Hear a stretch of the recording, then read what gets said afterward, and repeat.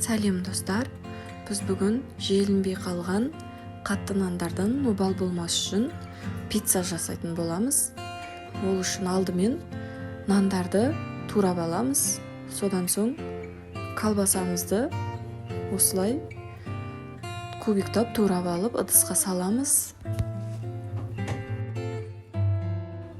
Егер колбаса ұнатпайтын болсаңыздар, орнына фарш салсаңыздар да болады.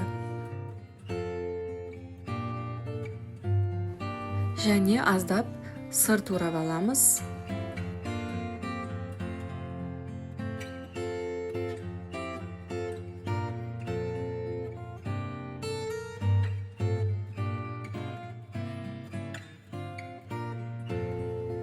Енді 2 жұмыртқаны жарып, оның үстіне 1 шай қасық тұз және паприка бұрышты салып араластырып аламыз. Оны нанның үстіне құямыз және 1 кесе сүт құйып, нанды жібітіп, қамыр сияқты илеп аламыз.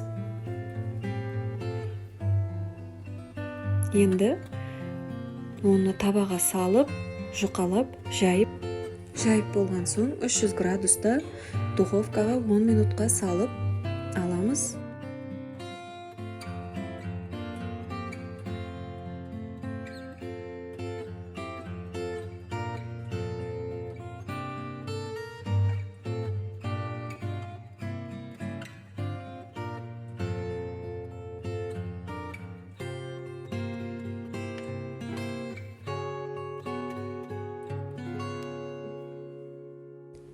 Он минут уақытымыз өтті. Енді бетіне сырды үккіштен өткізіп, қайтадан 5 минутқа духовкаға салып аламыз.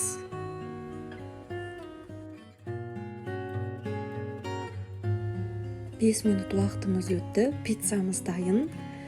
Дәмі өте керемет болды. Балаларыма қатты ұнады.